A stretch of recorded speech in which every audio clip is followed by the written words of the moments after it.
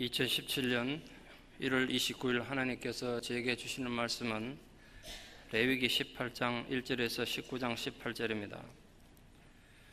구약성경 172쪽 레위기 18장 1절부터 봉독에 올리겠습니다. 여호와께서 모세에게 말씀하여 이르시되 너는 이스라엘 자손에게 말하여 이르라.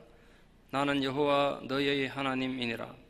너희는 너희가 거주하던 애굽 땅의 풍속을 따르지 말며 내가 너희를 인도할 가나안 땅의 풍속과 규례도 행하지 말고 너희는 내 법도를 따르며 내 규례를 지켜 그대로 행하라. 나는 너희의 하나님 여호와이니라. 너희는 내 규례와 법도를 지키라. 사람이 이를 행하면 그로 말미암아 살리라. 나는 여호와이니라. 19장 17절로 갑니다. 너는 내 형제를 마음으로 미워하지 말며 내 이웃을 반드시 견책하라. 그러면 네가 그에 대하여 죄를 담당하지 아니하리라. 원수를 갚지 말며 동포를 원망하지 말며 네 이웃 사랑하기를 네 자신과 같이 사랑하라. 나는 여호와이니라. 아멘.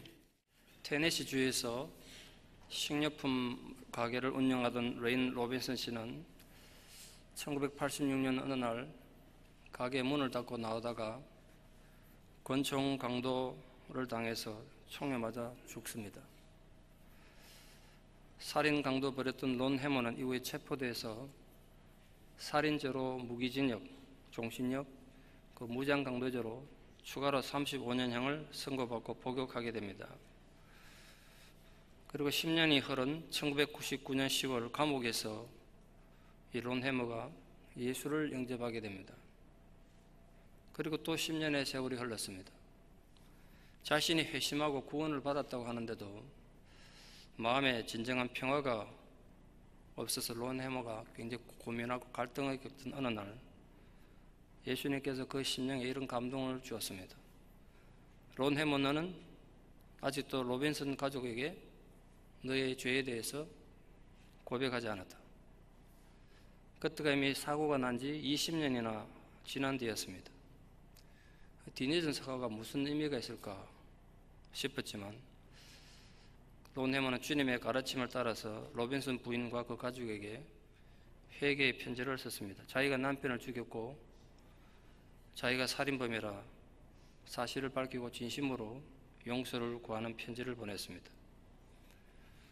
시간은 20년으로 거슬러 올라갑니다. 학생이 된 필립 로빈슨은 졸지의 아버지가 강도에서 살해당했다는 사실에 분노와 충격을 감출 수가 없었습니다.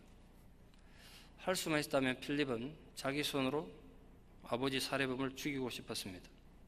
그렇게 아버지 죽음에 복수를 하고 싶었습니다.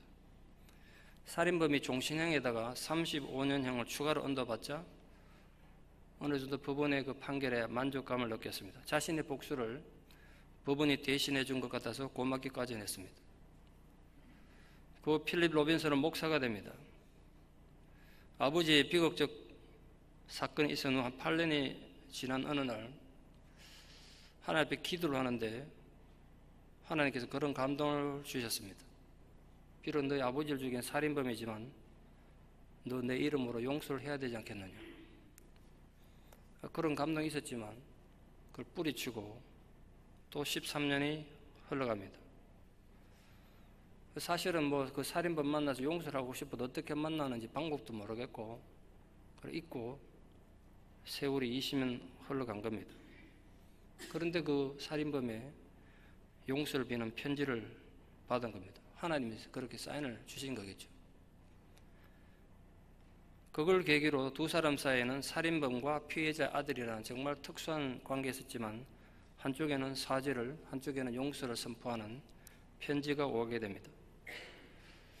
피해자인 레인 로빈슨 아들 필립 로빈슨 목사님은 편지로 감옥 안에 있던 살인범에게 그리스도의 사랑을 계속 전했고 감옥 안의 살인범은 피해자 아들인 목사님이 보내는 말씀을 통해서 더 놀라운 하나님의 사랑을 뜨겁게 체험하게 됩니다.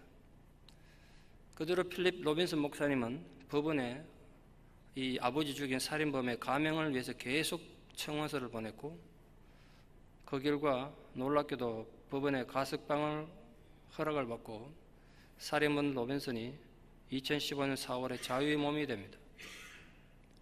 그리고 그가 자유를 얻고 난 2달 뒤인 2015년 6월 14일 필립 로빈슨 목사님은 아버지 살인범 론 해머를 자신이 심호하는 교회의 주일 예배 간증자로 초청해서 함께 예배 드림으로써 하나님께 영광을 돌렸습니다.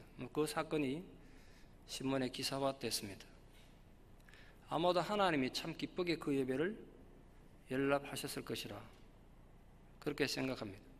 하나님 보시기에 그 예배가 얼마나 아름다우셨겠습니까? 살인범과 살해당한 아버지 아들이 함께 하나님을 찬양하고 드리는 예배, 하나님이 받으시는 진정한 예배란 그런 거 아니겠습니까? 내가 거룩하니 너희도 거룩하라고 명령하신 하나님의 명령을 우리 지난주 살펴보셨습니다. 오늘 말씀은 그에 이어서 우리가 어떻게 거룩할 수 있는가의 방법에 대한 내용을 다루고 있습니다. 하나님은 하나님 백성된 우리들이 거룩해질 수 있는 방법 2가지를 오늘 크게 말씀하고 계십니다. 하나는 애굽이나 가나안을 따르지 않는 것이고 다른 하나는 하나님의 율례와 법도를 지키고 따르는 것입니다. 오늘 되풀이되는 말씀 나는 여호와 너희 하나님이라 지난주 살펴보셨습니다만 다시 반복되어 선포되신 이 짧은 구절은 이 레위기 법 전체가 정말 이 까다롭고 읽기도 힘들고 이해도 하기 힘든 이 법 전체가 인간 모세가 만들어낸 것이 아니라 하나님이 직접 말씀하신 것을 강조하고 있습니다. 그래서 율법이 중요한 겁니다. 특히 우리가 율법에 대해서 굉장히 조심해야 될 것은 자칫하면 현대 우리 신약시대에 사는 우리들은 율법을 무시해도 되는 것 같은 착각을 하기가 쉽습니다. 물론 우리가 고대시대처럼 소잡고 양잡아서 번제 화목제 드리지 않습니다. 그렇다고 레위기에서 주어진 하나님의 율법을 전부 쓸모없는 것으로 무시해도 되는 것은 절대로 아닙니다. 예수님 분명히 그렇게 말씀하셨어요. 내가 율법을 폐하러 온 것이 아니라 오히려 율법을 완전케 하기 위해서 왔다고 그러셨습니다. 그래서 하나님은 이스라엘 백성이 거룩한 백성이 되기 위해서 먼저 그들이 이전에 살던 애굽 땅의 가정한 풍속을 따르는 건 안 된다는 걸 당부하셨습니다. 특히 애굽은 성적으로 물러나기로 유명합니다. 역사책 읽어보면 굉장히 많이 나옵니다. 히브리인들은 애굽에서 400년 넘게 그 땅에서 그 문화에 살았는데 어찌 그 땅 문화에 영향을 받지 않을 수가 있겠습니까? 그러므로 하나님은 떠나온 애굽 땅의 문화와는 지리적으로 이제 멀어진 것뿐만 아니라 그들의 마음과 생각 속에서도 그 더러운 땅과 구별되어진, 쉽게 말해 거룩해진 그런 존재가 되어야 된다고 말씀하신 것입니다. 그런데 이제 이스라엘이 앞으로 들어가서 살 가나안 땅은 이 땅이 또 심각한 땅이에요. 애굽보다 더 심각한 타락의 문화에 젖어 있던 땅입니다. 음란하고 우상을 섬기는 일을 아주 열심히 했습니다. 비슷한 문화에서 살아온 이스라엘은 가나안에 들어가면 본능적으로 400년 동안은 애굽에서 보고 배운 거 그 습관이 또 튀어나오지 않겠습니까? 당시 가나안은 온갖 우상 숭배에다 거기에 한술 더 떠가지고 제사의식이 굉장히 엄난했어요. 국가에서 월급 주는 창녀가 어떤 성전에 2,000명씩 있다는 기록이 있었으니까 엄청나게 타락한 거죠. 그런 문화에 지금 앞으로 살게 될 거예요. 하나님께서 이스라엘에게 우선적으로 요구하시는 것은 바로 그들이 이 애국과 앞으로 또 살게 될 가나안의 왜곡된 풍속을 쫓는 것에 대한 금지입니다. 그걸 우리에게 영적으로 적용한다면 우리가 이미 거듭난 하나님의 성도들이라고 해도 악한 사탄들은 온갖 간교한 술수와 우리 타락한 옛사람의 습성으로 우리를 유혹하고 무너뜨릴 것입니다. 여러분 잊지 마십시오. 우리가 아무리 은혜 받고 아무리 위대한 하나님의 사람이 되어도 우리 옛자 타락한 자는 절대로 우리를 포기하지 않을 것입니다. 기회만 노리고 있다고요. 그 사실을 잊지 말아야 됩니다. 우리에게도 우리가 하나님의 백성으로서 거룩한 삶을 살기 위해서는 절대로 따라서는 안 되는 숱한 문화와 습관과 삶의 방식들이 누구에게나 있을 수 있습니다. 그런 것들 따르면 절대로 하나님 거룩한 백성으로 살아갈 수가 없는 거죠. 애굽이 과거의 우리 습관이라면 가나안은 앞으로 우리 앞에 닥칠 유혹과 함정입니다. 우리 삶에도 누구에게나 애굽 같은 과거 요소가 있고 가나안 같은 앞으로 미래의 유혹과 위험은 항상 있죠. 그러니까 누구도 큰 소리 칠 수 없습니다. 애굽은 벗어났는데 가나안에서 망한 사람도 많기 때문에 그렇습니다. 실제로 애굽에서 실패했던 사람들 광야에서 다 죽었습니다. 그렇다면 가나안에 들어간 이스라엘 후손들은 믿음으로 승리했을까요? 성경은 아니라고 증언합니다. 가나안에 들어간 그들의 후손들도 따르지 말아야 될 이 가나안의 음란하고 타락한 문화에 속히 따라가서 비참한 삶을 살았다는 것이 성경의 증언입니다. 왜 그들은 광야에서 조상들이 애굽의 문화를 버리지 못해서 전부 죽어가는 걸 직접 눈으로 목격했던 이 이스라엘 출애굽 2세들이 가나안에 들어가서 그곳의 음란한 문화를 극복하지 못하고 그렇게 쉽게 타락하고 실패한 인생들이 됐을까요? 그 하나님의 그 다음 명령, 하나님 주신 그 명령을 따르는 것을 가볍게 여기다가 그렇게 된 겁니다.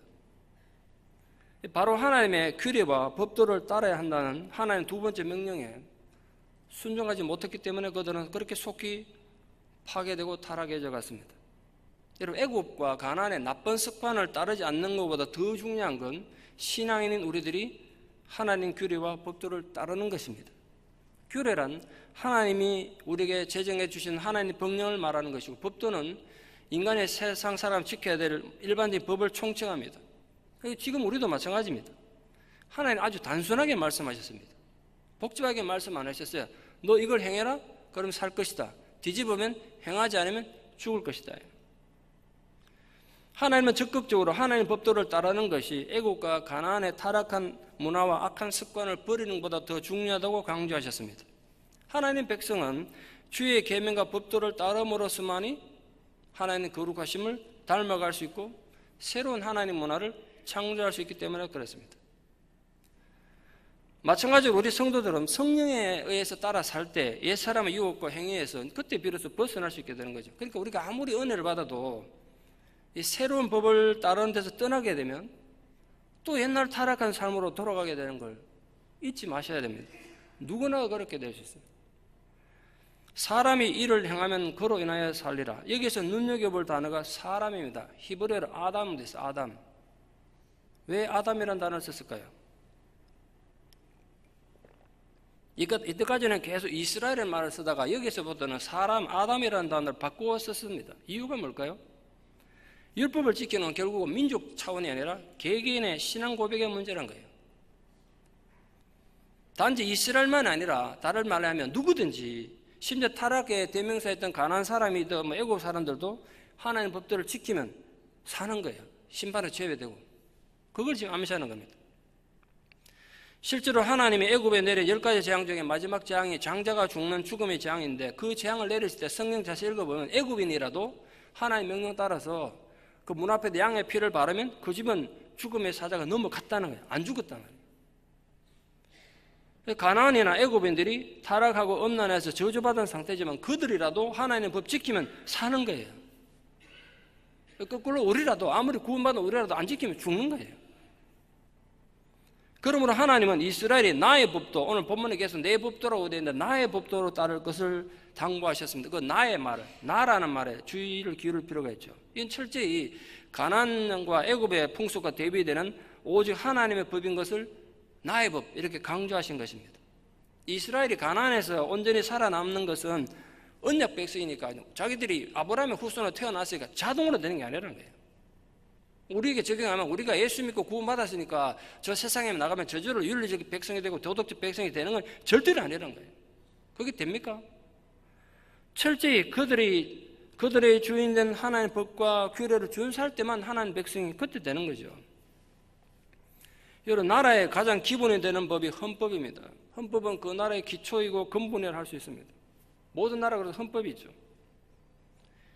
회사에도 그 회사의 설립 목적과 방침을 나타내는 근본화로 모토가 있습니다. 설립 모토가 있죠. 군대에도 군대의 질서와 사기를 유지하기 위한 엄격한 군율이 있습니다. 마찬가지로 성경에도 하나님 백성들이 따라야 되는 하나님의 법전이 있습니다. 그 법전은 광야 이스라엘이든 현대 교회든 모든 하나님의 백성들의 삶의 기준이 되고 근본이 되는 쉽게 말하면 하나님의 나라의 헌법 같은 거라는 거예요. 그게 바로 레위기입니다. 그러니까 우리가 아무리 신약 시대를 살고 있고 하나님 은혜로 예수 그리스도의 은혜로 구원받았지만 이걸 모르고는 제대로 된 신앙생활을 할 수가 없습니다. 레위기에는 각종 법률과 규칙으로 가득 차 있습니다. 원래 법이라는 게 딱딱하고 이해하기가 쉽지 않듯이 레위기 법전도 그것 때문에 법이기 때문에 읽어도 참 이해하기가 쉽지 않습니다. 제사 종류만 해도 번제, 소제, 화목제, 속제제, 속건제 5종류나 있습니다. 맨날 읽어도 그게 그거 같죠. 제사 드리는 방법도 뭐 요전이 거전이 이래가지고 4가지 종류가 등장합니다. 지켜야 될 절기가 8가지나 됩니다. 제사장 하나 세우는데 얼마나 까다로운지 그 짧은 성경에 제사장 세우는 것만 해도 석 장에 걸쳐가지고 설명하고 있습니다. 병이 걸렸을 때 진단하는 방법, 또 병이 나았을 때 진단하는 방법 등등 해서 인간의 살아가는 데 필요한 온갖 법이 거기 다 기록되어 있습니다. 그런데 오늘 말씀에 하면 하나님께서 그 모든 규례와 법들을 지키라는 거예요. 그러면서 한다는 거예요. 결론이 이겁니다. 어떻게 그걸 지킬 수 있냐? 저도 자신 없습니다. 어떻게 그걸 지켰냐? 기억하기도 힘든데. 그런데 만약에 열심히 특심해가지고 어떤 사람이 그 규칙과 법칙을 다 지킨다고 합시다. 문자적으로 막 핵심적인 법칙 다 지켰다고 해도 오늘 하나님이 우리에게 주신 핵심적인 법칙 하나가 있는데 그거 어기면 모든 걸 허사합니다. 이때까지 지키는 다 무효입니다. 근데 반대로 다른 걸 좀 못 지키더라도 하나님이 주셨던 이 중요한 규칙 하나만 지키면 다른 모든 율법 지킨 것과 같이 인정해 주시겠다는 규칙이 있습니다. 그 레위기 법적한 그 모든 규칙을 한마디로 표현한 것, 그 레위기 정신을 나타낸 것이 오늘 본문의 한 문장으로 요약되어 있습니다. 내 이웃 사랑하기를 네 자신과 같이 사랑하라. 이게 율법 전체를 액축해놓은 겁니다. 이 말씀의 가르침을 따라서 예수님은 율법의 핵심과 강령의 하나님의 사랑이고 이웃 사랑이다. 이 말씀 그대로 가져가서 예수님은 마태, 마가, 누가복음에서 3번이나 내 이웃을 내 몸같이 사랑하라. 그 예수님 하신 말씀이 아니라 레위기 핵심을 예수님이 갖다 쓴 겁니다. 그렇게 말씀하신 거예요. 아주 단순하신 거죠. 예수님 율법의 그 복잡한 규칙을 하나님의 사랑, 이웃 사랑 이걸로 아주 단순화해가지고 제자들에게 가르쳐 주셨습니다. 바울도 로마서 13장 9절에서 그 로마 교인들에게 율법을 이렇게 가르쳐 주셨어요. 그 외에 다른 계명이 많지만 율법이 얼마나 복잡하고 많아요. 그런데 내 이웃을 내 자신같이 사랑하라 하신 그 말씀 속에 율법이 다 들었다. 이래 막 가르쳤어요. 이웃 사랑하라는 그 말씀 속에 율법이 다 들었다. 바울이 그렇게 가르쳤어요. 예수님 동생이면서 나중에 초대교회 지도자가 된 야고보도 야고보 2장 8절 이렇게 말하고 있습니다. 내 이웃 사랑하기를 내 몸과 같이 사랑하라는 법이 율법의 최고의 법이다. 그렇게 설명하고 있습니다. 그러니까 우리가 뭐 복잡하게 설명하고 온갖 제자 훈련을 다 하지만 이웃 사랑 그 하나로 만든 모든 율법을 하나 앞에 지킬 수 있는 겁니다. 이웃 사랑 그 하나로. 반대로 우리가 아무리 거창하고 요란스러운 종교 행위를 하고 남들에게 박수를 받아도 진정한 이웃 사랑에 실패하면 우리 누구라도 결코 하나님 앞에 인정받을 수 없는 실패한 인생이 됩니다.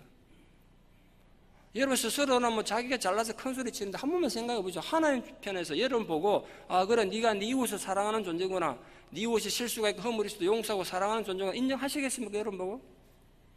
그러면 되는데 만약 아니면 여러분이 아무리 정의감 갖고 부르셔도 소용없어요. 다 헛짓이에요. 오늘 그거에 하나는 해결하고 들어가십시오. 하나님 나를 보고 네가 좀 못나고 부족하고 어리숙하고 사고 맨날 쳐도 내가 보니까 네가 이웃을 사랑하는 사람이구나. 인정하시겠습니까? 하나님이 율법의 핵심으로 당부하신 이웃을 사랑하기 위해서 먼저 해야 될 것을 그 앞에서 말씀하고 있습니다. 레위기 19장 17절을 보십시오. 이웃 사랑하기 위해서 맨 먼저 뭘 해야 되느냐 하면 마음으로 미워하지 마십시오. 사람의 마음속에서 싹트는 미움과 정오는 모든 죄악의 1차적인 동기입니다. 그래서 오죽했으면 예수님께서 형제에 대해서 마음으로 미워하는 것, 노하는 것 이미 살인한 자라고 가르쳤어요. 네 이웃을 반드시 견책하라 그랬습니다. 형제들이 어떤 범죄를 저질렀을 때 그 잘못을 반드시 현명한 방법으로 바로 잡아줘야 된다는 거예요. 만일 이러한 의무를 태만화했을 때는 그 잘못에 대한 책임을 같이 져야 된다는 거예요. 목사가 딴 게 괴로운 게 이게 괴롭습니다. 여러분이 아마 그냥 넘어가면 되는데 그냥 넘어가면 같이 죽는 거니까 또 그 얘기한다고 잘 듣습니까? 맨날 자기 친다고 시험이나 들지. 그게 괴로운 거예요. 안 하고 넘어갈 수도 없고. 이건 단순히 개인과 개인의 관계만 적용되는 것이 아니라 사회적 관계도 그대로 적용됩니다. 불법과 폭력이 일반화된 사회를 보고도 개인적인 안일함 때문에 침묵하거나 방조하는 건 신앙인으로서 당연히 해야 될 의무를 기피하는 행위입니다. 하나님 분명히 악이죠. 역사를 사랑하고 민족을 사랑하는 사람은 세상에 잘못되어 갈 때 해야 될 일이 있죠, 분명히. 안병하 씨는 일제강점기였던 1928년 강원도에서 태어나서 고등학교 졸업하고 집안 형편이 어려워서 육군사관학교 8기로 입학합니다. 김종필 씨와 육사 동기죠. 6.25 때 포병 관측 장교로 참전해서 그분 일대기 읽어보니까 대단한 일을 했던데 하여튼 그래서 화랑 무궁 훈장을 받게 됐습니다. 1962년 군인들 중에서 경찰이 워낙 모자라다 보니까 경찰 간부를 해가지고 군인들 중에서 뽑아갔는데 그때 육군 중령이었던 이분이 특채로 경찰이 됩니다. 그리고 전라남도 경찰국장이 됐습니다. 그가 전라남도 경찰국장으로 재임 중이던 1980년 아시다시피 전국적으로 시군부에 반대하는 시위가 많이 일어났습니다. 전라도 내위가 아니었습니다. 그가 이제 전라남도에 일어나는 모든 시위를 총책임지고 막아야 되는 총책임자가 된 겁니다. 그런 그는 부하들이 계속 이렇게 말했습니다. 부하 경찰들이, 전투 경찰들이 시위 진압하러 갈 때 몇 가지 규칙을 줬는데, 첫째, 절대로 학생들을 먼저 공격하지 말고 방어만 하라. 둘째로 학생들이 돌을 던진다고 절대로 경찰들도 돌 던지지 마라. 도망가는 학생은 뒤쫓지 마라. 학생이 만약 도망가서 학교 안으로 들어가면 학교 안에는 절대로 한 발짝도 들어가면 안 된다. 설령 죄를 지어서 데모하다 잡혀온 학생들, 시민들이 있거든 식사 때가 되면 반드시 식사를 지급하고 고문하지 마라. 가혹행위하지 마라. 이런 지시를 내렸다. 그래서 언제나 시민 안전에 최선을 뒀습니다. 사실은 군인들이 투입되기 전까지 경찰들과 이 시위대들 서로 수고한다고 이렇게 관계가 참 좋았던 걸로 역사에 남아 있습니다. 전남도청이 광주시민군에서 장악된 데는 1980년 5월 25일 전투교육사령부의 당시 최규하 대통령, 이희성 계엄사령관, 안병하 씨와 육사 동기입니다만 김종환 내무장관 등 전무회관 그 자리에서 안병하 씨 육사 동기인 이희성 계엄사령관이 그 대통령 보는 앞에서 안병하 씨 보고 막 윽박질렀습니다. 경찰이 많냐 말이야. 무장하고 가가지고 도청판을 접수하라고 윽박질렀습니다. 그때 안병하 씨가 이렇게 말했습니다. 그 시민군 중에 경찰들이 형제도 있고 가족도 있고 이웃인데 어떻게 우리가 이웃에 총을 질 수 있냐. 경찰이 그럴 수는 없다. 그래서 대통령 앞에서 거부한 겁니다. 그러니까 이 이희성 계엄사령관 화가 나가지고 저런 인간이 전남의 치안을 담당하고 있는 경찰이냐고 그 대통령 앞에서 막 면박을 줬다는 거예요. 안병하 씨는 대통령 앞에 있는데도 이 경찰은 총을 들 수 없습니다. 그렇게 반대하며 시민 안전을 최우선으로 생각했습니다. 그로 인해서 그는 결국 체포돼가지고 계엄사령부가 있는 서울 동빙고동 보안사령부 끌려가서 그 지하실에서 혹독한 고문을 겪습니다. 그 육체와 정신이 다 짓밟히게 됩니다. 근데 혹독한 고문을 받으면서도 자기가 계속 요구한 거는 절대로 내 부하들에게는 책임을 묻지 않는다. 그거 하나만 약속하면 자기가 깨끗이 사실 쓰겠다고. 그 부하들 지키고 사표 쓰고 경찰을 떠나게 됩니다. 정신적 충격과 고문 후유증으로 투병하던 안병하 씨는 결국 1988년 10월 10일 고문 후유증으로 숨을 거두게 됩니다. 시신은 현충원에 안장도 못 되고 충주의 한 공원묘지에 안장됐습니다. 강제 해직당한 이후에 가족들 아주 극심한 생활고에 시달려야 했습니다. 지금도 그럴 것 같은데 옛날에 여러분 그 어두운 시절에 전라남도 경찰국장이면 뒷돈이 얼마나 많이 생겼겠어요. 부자 되려면 얼마나 길이 있었겠어요. 근데 이분은 청년 결백해가지고 일절 그걸 안 하다 보니까 가진 게 없어서 집에. 그러니까 가족들이 엄청나게 고생한 거죠, 자식들이. 이후 세월이 흘러서 역사가 바뀌고 5.18에 대한 평가가 이루어지고 안병하 씨에 대한 조사가 다시 이루어졌습니다. 그로 인해서 그 안병하 씨 때문에 5.18 당시 피해를 줄였던 공이 인정돼가지고 5.18 민주운동 피해자를 인정받고 2005년에 국립서울현충원에 안장됐습니다. 비로소 순직경찰을 인정받은 거죠. 제가 설교 준비하면서 그분 일대기 읽다가 그 혼란의 시기에 그래도 독재 정권 눈치 보지 않고 국민들 편에 서서 최선을 다했던 이런 경찰도 있었구나. 제가 읽으면서 참 위로를 많이 받았습니다. 이런 분이 그 시대에 있었구나. 신앙은 역사에 눈을 감는 것이 아닙니다. 하나님의 눈으로 역사를 보고 그 역사를 가슴으로 끌어안는 자기 희생의 마음을 가지는 것입니다. 그게 사회와 역사를 사랑하는 신앙인의 참된 신앙 고백인 것입니다. 그게 사랑입니다. 또한 이웃 사랑을 위해서 원수 갚지 말라고 했습니다. 악에 대해서 악으로 보응하지 말고 할 수 있거든 모든 사람과 더불어 선을 도모하는 거죠. 그 의미는 악을 있는 그대로 방치하는 것이 아니라 선한 마음 가지고 악을 악을 이기지 말고 선으로 악을 이기라는 거예요. 이유는 원수 갚는 일은 정말 하나님께 있으니까 쉽지 않은 거 알아요. 여러분 손으로 어떻게 해서 복수해가지고 여러분 괴롭힌 원수가 여러분 안에서 확 망하는 거 봤으면 좋겠죠. 그렇죠. 옹졸한 마음입니다. 원수 갚는 건 하나님께 맡기세요. 악을 악을 대하지 마십시오. 그게 사랑이에요. 오늘 본문에 보니까. 이웃 사랑이란 말이 추상적이고 말장난이 되지 않게 해서 구체적으로 무엇을 해야 되는가? 설교 주면서 한 주간 계속 몇 가지 묵상을 했습니다. 지난 한 주간 몸살이 나가지고 정말 힘들었는데 장례식도 자꾸 생기고 정말 바쁘게 살면서 묵상하면서 제가 생각하고 묵상한 게 절대로 정답이라고 말할 수는 없지만 여러분과 그 의미를 좀 나누고 싶은 몇 가지를 하나님께 주셨습니다. 여러분 이웃 사랑을 위해서는 결국 딱 요약하면 해야 할 것과 하지 말아야 될 것 두 가지가 있더라고요. 이웃 사랑을 위해서. 이웃 사랑을 위해서 해야 될 것이 있습니다. 반드시 해야 돼. 모름지기 사랑하는 마음은 부지런해야 됩니다. 제가 경험을 통해서 깨달은 건데요. 게으른 사람 이웃 사랑하기 힘듭니다. 이웃 사랑하려면 불편을 감수해야 되고 부지런하셔야 돼요. 우리 교회 성도님들 모름지기 부지런하시기 축원합니다. 두 번째로 역지사지해야 됩니다. 그건 무슨 뜻이죠? 남의 입장, 내가 그 사람 입장에서 생각해 보는 거예요. 입장을 바꿔서 생각할 줄 알아야 돼요. 그게 사랑이에요.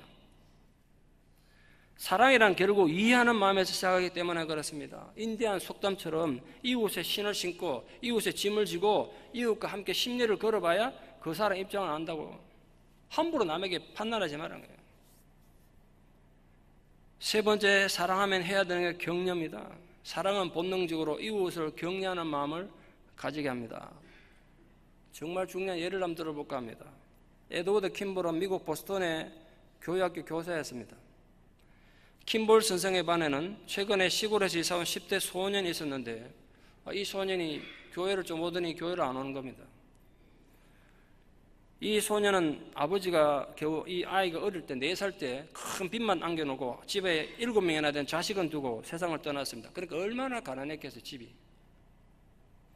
찢어지게 가난했던 가정 형편 때문에 이 학생은 학교 교육도 제대로 받지 못했고 그러니까 이 아이의 오로지 인생 목적은 돈을 많이 벌어서 부자 되는 거였습니다. 시골에 사던 이 소년이 보스턴 시내에 와가지고 삼촌 가게에서 원래 일할 때는 삼촌이 어떤 조건을 내걸었냐면 주일날 교회 가는 걸 원칙으로 하고 일하기 시작했지만 이 소년 입장에서는 지금 낯선 곳에 이사 와가지고 가족 숫자는 많은데 먹고 살기도 벅찬데 주일날 교회 가는 게 사치처럼 생각이 된 겁니다. 그래서 삼촌 따라 몇 번 교회 가가지고 주일학교 갔지만 주일도 쉬고 열심히 일을 한 거죠. 자기가 그 교회 빠져봐야 이 낯선 곳이고 누가 자기 같은 사람 교회 오는지 가는지 알아나 주겠나 싶어서 관심이나 가지겠나 그런 생각이 드니까 교회 안 가고 주일날 열심히 일한 겁니다.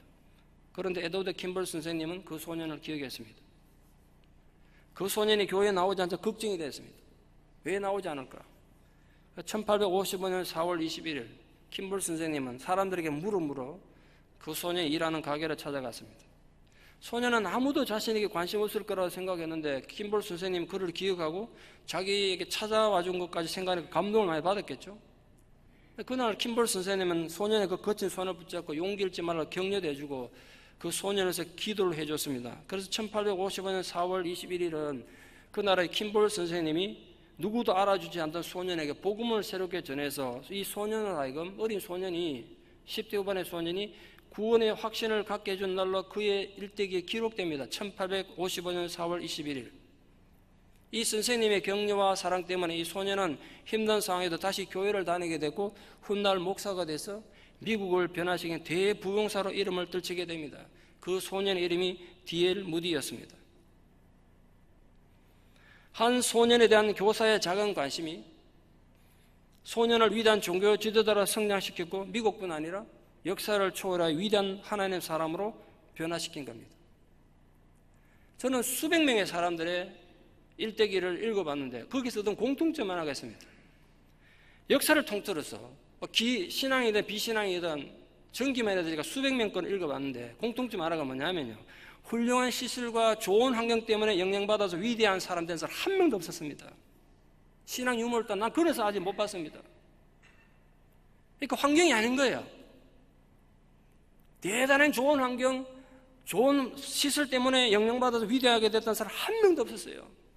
그게 선생님이든 부모님이든 누군가 사랑의 손에 의해서 운명이 바뀌었던 사람은 너무너무 많이 봤습니다. 사랑의 격려가 사람을 변화시키고 역사를 변화시킨다. 제가 얻은 결론입니다. 네 번째로 사랑하기 위해서 감사해야 합니다. 감사 없는 사랑은 영혼 없는 육신과 같습니다. 죽은 거죠. 다섯 번째로 희생해야 합니다. 희생의 꽃은, 이 희생이라는 게 꽃의 향기와 같이 사랑의 향기입니다. 마지막 여섯 번 용서해야 됩니다. 아까 말씀드렸듯이 희생의 향기라면 용서는 사랑의 꽃입니다. 크게 두 번째로 우리가 이웃을 사랑하기 위해서 했을 때 해서는 안 될 것도 있습니다.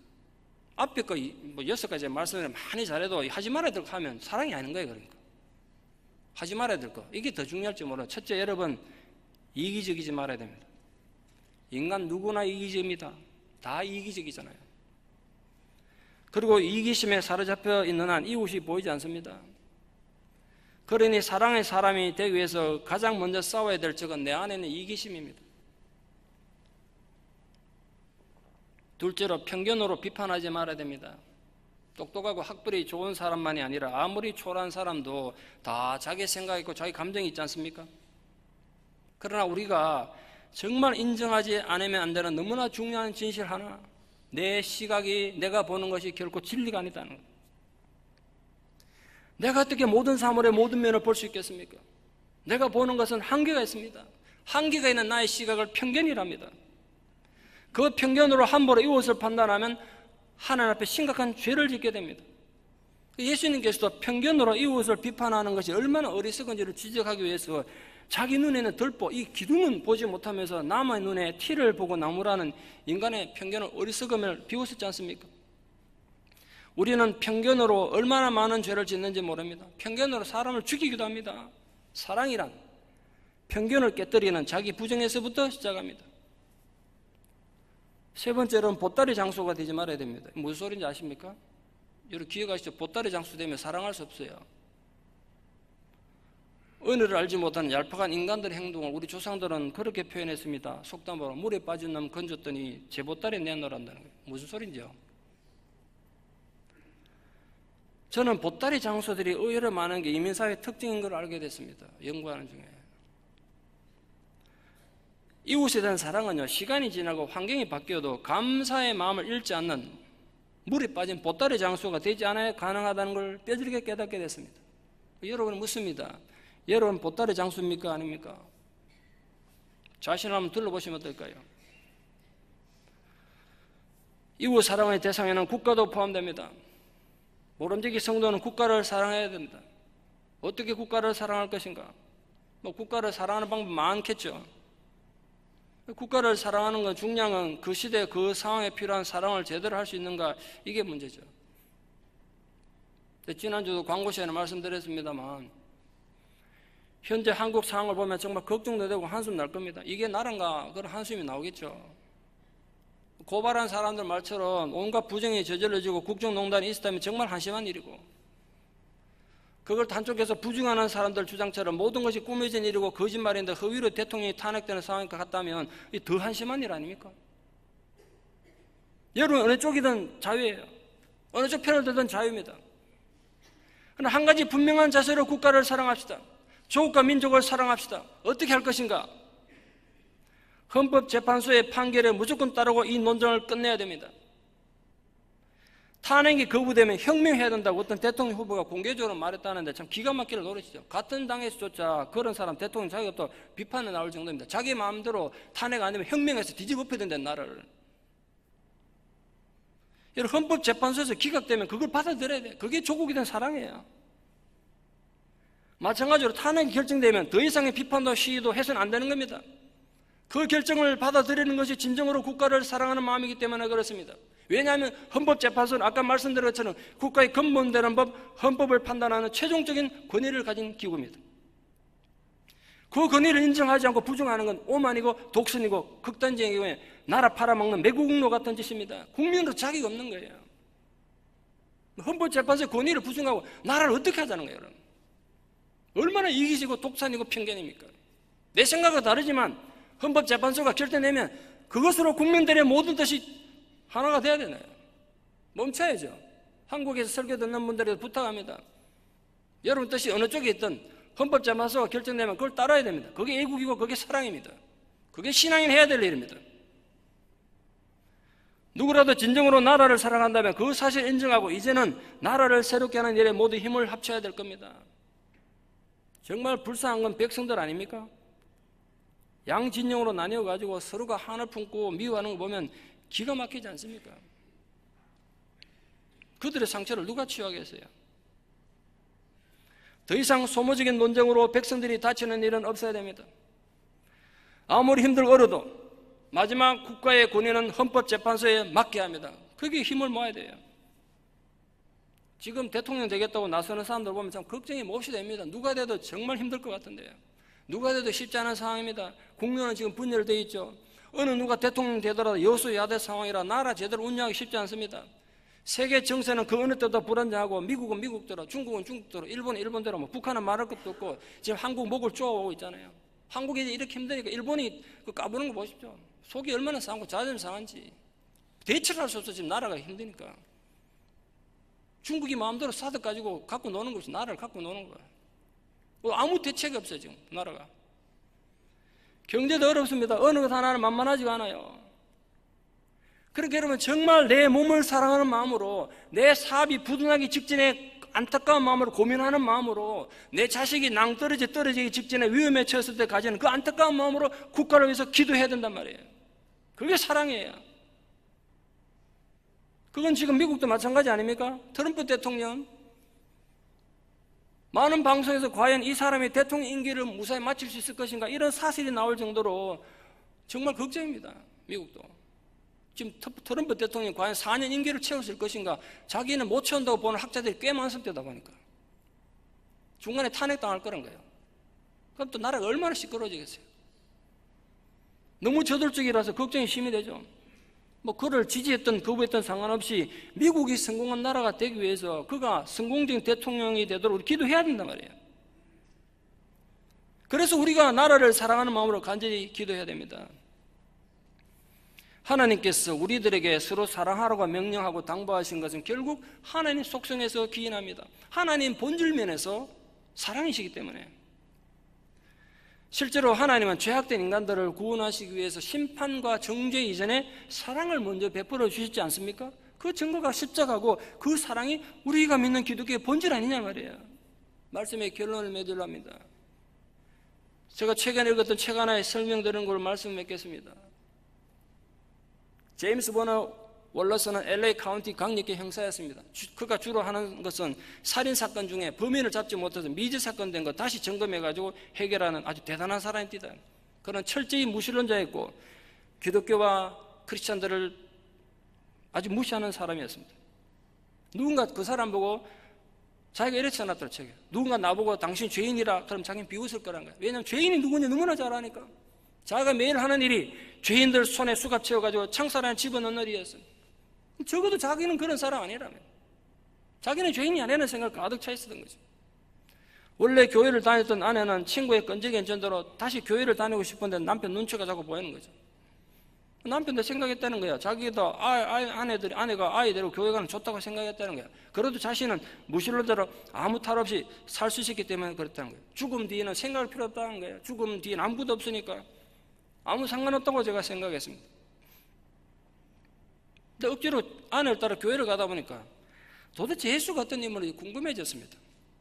그래서 자기 전공을 살려가지고 이 예수가 가짜인지 진짜인지 입증해 보기로 했습니다.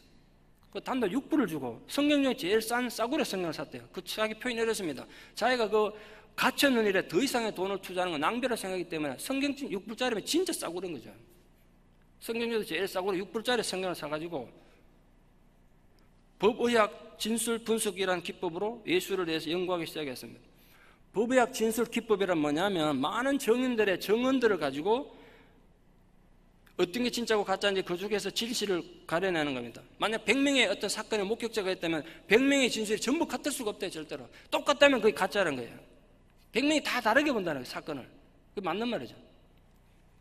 그들의 진술을 종합해서 진리를 가려낸다는 거예요. 그 진술 중에 어떤 사람은 자꾸 최소화하려는 사람도 있고, 어떤 사람은 강조하는 사람이 있고, 어떤 사람은 생략하는 사람, 확대하는 사람, 축소하는 사람, 그걸 다 가려내가 누가 거짓말하고 있고 누가 진실을 말하는 거 알게 돼가지고 범인을 마지막 찾아내는 과정이랍니다. 그래서 자기가 숱하게 미제 사건 살인범을 잡아냈대요, 이 기법으로.